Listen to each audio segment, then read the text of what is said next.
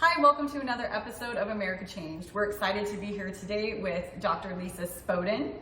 So, Lisa, we want to talk to you today about women in leadership. Sure. So, can you talk to us a little bit about your story and your background? Sure. I grew up in central Minnesota, very humble beginnings, and spent a lot of time growing up as a 4-H'er. And I think that 4-H really helped me develop my leadership skills early on. And bringing projects to the fair and demonstrations and demonstrating things at the fair. Junior leadership and leading smaller children as I grew up. And that really helped me develop my leadership skills early on. That's so great. So it started when you were young. Yeah, very. So were very your young. parents supportive of you and helping you build those skills? They were. I started out as a 4-H'er at 9 years old, and by 11 years old, I held leadership positions within the 4-H club. And they would take us back and forth to all the meetings and all of that, and then I got involved very active in school, and parents really play a key role with kids, getting them involved in school activities and getting involved in extracurricular activities outside of school. And parents, you can make a world of difference with kids. And opening up opportunities. Absolutely. Knowing that the opportunities are there, I think, is part of the battle and the challenge. If you know they're there, you can rise to the occasion. Right. Yeah. And encouraging your child to try out new things. My parents always let me try everything, and not everything was for me. Not everything is. I encouraged my daughter to try violin, piano, soccer, all kinds of sports, and not everything was for her either. So try it. I think that's extremely important to let them try things. Yeah. Maybe they're going to be great, maybe they're going to fail. Right. But like you said, you're getting that exposure and you're getting the opportunity to find out what you love, what you're great at. Absolutely. One of the other things that I think was really important to me as a female was getting involved with guys on a very familiar basis outside of dating.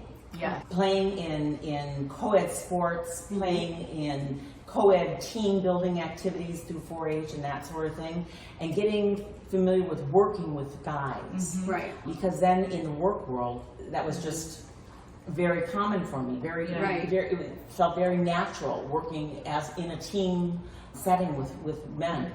That's so interesting that you say that, because like for me, I've never had like a big problem with it, but I grew up with a brother that were a year and 13 days apart. So I always had like that person. But if I think about my daughter, who's an only child, she might be more intimidated. So if you, again, it's about having that opportunity to be in a position where you are overcoming maybe confidence issues or being intimidated, and you get more comfortable, so it just seems natural.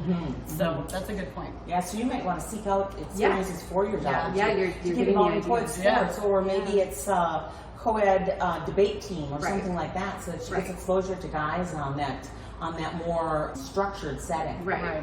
So do you feel like that helped you with confidence? Do you feel like you've always been confident? Or how did your confidence develop to be like a powerful woman, if we're honest, in what would be considered a man's world? Definitely. Trying different things and then getting my feet wet in different arenas, and then finding where I excelled and gaining confidence really helps. And I didn't excel in everything, obviously. No one does. But that's okay. But giving a kid a chance to find out their niche and letting them spread their wings and fly and find out what they excel in really gives them confidence. And I think that's important to anyone. Yeah, we always say taking action is how you build confidence. Exactly. So having those opportunities and giving them a chance to take that action will make a big difference in their lives. Yeah. So what would you say to maybe a female that is trying to level up her leadership skills? Yeah, get to the next level in a corporation, or maybe an entrepreneur, as an entrepreneur. Sure. Don't try too hard. I don't think that women have to necessarily assert themselves so strongly that they put on an air of being uber male-like, uber domineering. Trying to be the guy or whatever. Like too much masculine energy.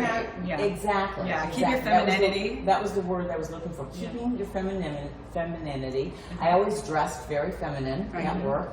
I always wore a power suit though, and I always felt that I had to work a little harder, a little smarter than the guys, quite truthfully. I mean, we might as well be honest. Right. Yes. Yeah. There's nothing wrong with that.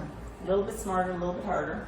Okay. But I think that women today have the world, the sky's the limit. Right. Really. I think that the doors are open for us, wide open for us. And I see my daughter now, and she's 24, and she just doesn't feel like there's any limit to what she can do. Right. That's great. That's what I'm definitely trying to instill in my children. I have a boy and a girl, and I want them both to feel like they have the opportunities to do what they want and to achieve big things. So let's talk about what you've achieved. You are a female CEO, so tell us a little bit about the company that you run, how you got to that position, and what you guys do. Sure. It's called Hotels at Sea, and we are a consulting firm to the cruise industry. We work with them in a variety of areas. We do everything from lobbying to marketing. My husband plays polo, and one of the cruise line industry's celebrities supports him with his polo. And we also sell cruises. We sell high-end cruises, we sell groups, and work with the cruise line industry. And it's a lot of fun. Before that, I had a company, Strategic Healthcare, and was a co-owner of that, and Entrepreneur of the Year through my undergrad university, the College of St. Benedict. Nice. Yeah. Those are good accolades. Yeah. So you're definitely an inspiration to other women being in a position like that. Do you have one piece of advice that you would want to leave to our viewers, women in particular, about what they can do to position themselves to be in a more inspiring position in their lives? Okay. Find something that you're passionate about, and then work doesn't feel like work. It feels like fun. Yes. It feels like something that is going to make you feel inspired and make you feel like you're achieving something every day and make you feel fulfilled. Yeah. So just find something that really turns you on, really makes you feel good about life. Because then you'll naturally do it. excel. Right. You'll naturally excel because you're loving Exactly. it. So if you're stuck in something that's not exciting you, you might want to think about doing something different. Making a change. Yeah. Exactly. Thank you so much, Lisa, for talking with us today. You're welcome. Yes, My thank you. pleasure. Thank you.